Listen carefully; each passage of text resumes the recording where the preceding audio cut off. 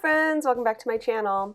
So today we're going to be setting up some new goals pages for the new year, and I've got these sticker sheets ready to go as well as these sticker books which I pulled from. Okay, so this week we are going to be setting up two separate goals pages. The very first page will be for assessing our 2019 annual goals. This sheet could be used not just annually, but it can be set up to be a monthly review. So just keep that in mind as far as what you need for your goals, how quickly you need to assess your goals and figure out how to move forward. It could be monthly, it could be quarterly, or like I'm doing here, an annual setup.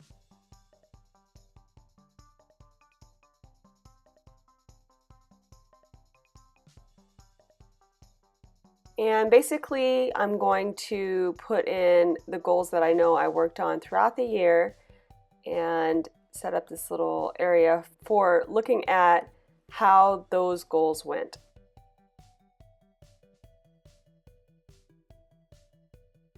So I know I already have 6 goals that I pretty much tried to tackle this year, so I'm going to go ahead and set that up.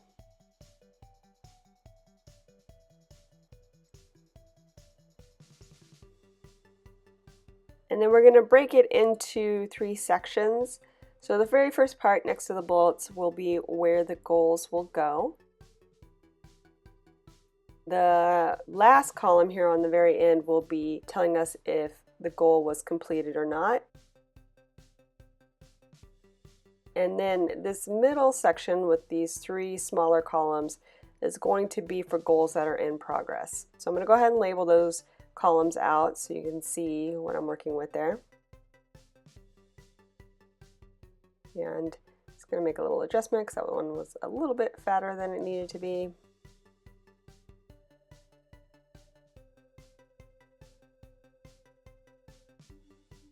I'll come back to that, but let me go ahead and put in my header for the page.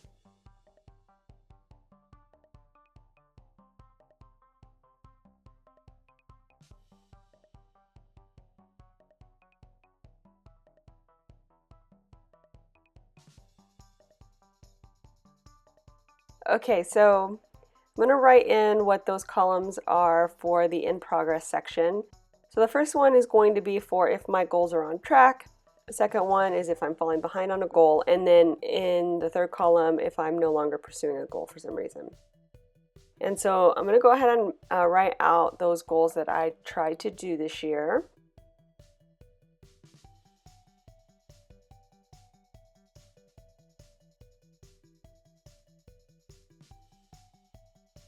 And then I'll just quickly go through and assess how I felt I did, or if they're still going and all that good stuff. So I'm putting that in now.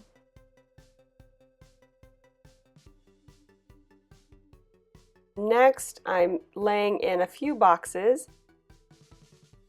These goals boxes are going to be for assessment of how those goals went. So which ones I am most proud of, and then the ones that I was most challenged by, and then just writing out what I think as an overview or a review of those goals, what those were, what I can learn from them at the very bottom. So things I've learned will be at the bottom.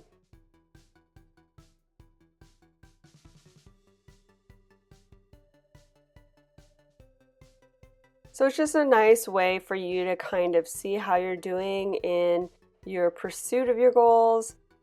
Give yourself time to review them and see where you want to be.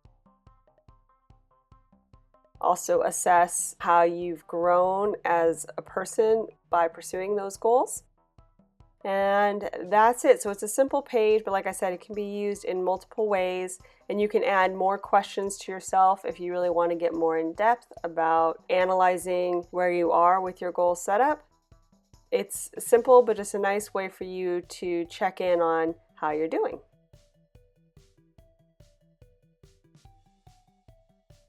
So our next page is actually going to be our setup for next year's annual goals. If you've been following along on this series, you know that I've been doing a lot of goal work, just trying to give myself as many tools as possible to accomplish my goals. And I have a few that I've been working on this fall just to kind of get a jump start on things.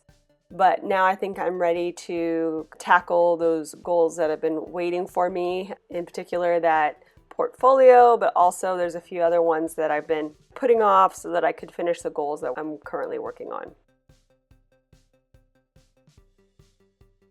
So I decided to put the header on the side on this one for space, but also I felt like it kind of gave me a nice little added bump when I'm flipping through pages to see that, so maybe that it will catch my eye and draw me to look at the page more. I'm going to set it up here with some really cute letters that I grabbed out of the spring sticker book that came out in the fall. There's no numbers, of course, which I was really disappointed, but the letters are super cute, so I decided to use them with the watercolor goals sticker book, which is where I pulled a majority of these other stickers from.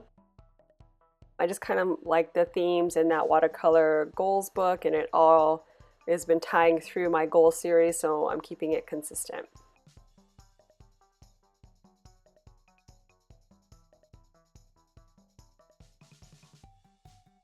Right now I'm figuring out how I'm going to lay these in. Each circle is going to be the main goal, so I'm going to write in whatever that goal is.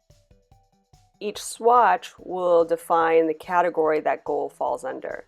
So if you go back to the video on my vision board, which I will link up here, you'll see that I define my goals into categories just to kind of help me keep things clear. And then for 2020, I'm just selecting a handful that I want to tackle. Not too many. Some of these I will be doing concurrently, but for the most part, some are more project-based and won't be done at the same time. So it shouldn't be too much at once, and hopefully that'll help keep things on track and keep me in line for what I want to get done. But yeah, so I want to have each circle be the big goal, the category be in the swatch, and then the space below each swatch will be the action plan, how I'm going to tackle that goal and get it done for the next year. So just some simple ideas to kind of get me started on the process to making that goal happen.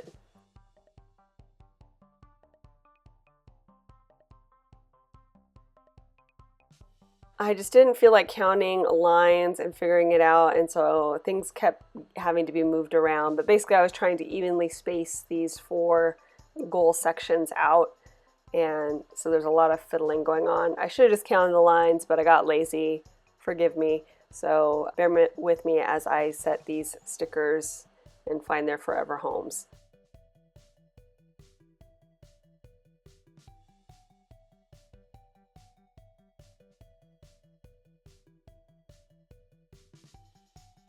I thought the addition of the colored glasses and the coffees just kind of made it a little bit cuter to look at, and you know that when I'm tackling my goals I tend to kind of get that all business focus going, so I thought the glasses and the coffee all fit in well with that. And those all came out of the Planner Basics, Planner Girl accessory pack, if you're looking for those in particular. And then I'm just going to add a little bit of these darker black decor crosses. And that's just because I had to use the black letters, and so I pulled in that black planner, and I'm going to put in these crosses just so that the black is kind of sprinkled around and it's not so bold and in your face there on the side. So while I'm doing that, I'll kind of explain. I'm not going to do all of my goals on camera for you guys, but if you want to go back to, or you want to check in with me on Instagram, I will be posting after the pens of these sheets once I kind of figure everything out. So feel free to hop on over there if you really want to see what my goals are for 2020. I'll be posting it probably the same day or soon after this video posts. Go over there and check it out. I will do one sample for you guys so you can see what I mean by how I'm going to use the sheet.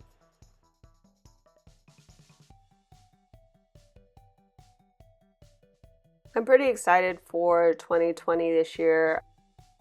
I really feel like this goal series has helped me, and hopefully it's helped you if you've been following along, kind of just dial in on things I wanted to get done, get everything organized mentally and on paper. It just helps to see a map of where you're going and how you're going to get there. And so I'm really excited for 2020 because I think I'm going to get some more stuff done if everything keeps going to plan as it has been.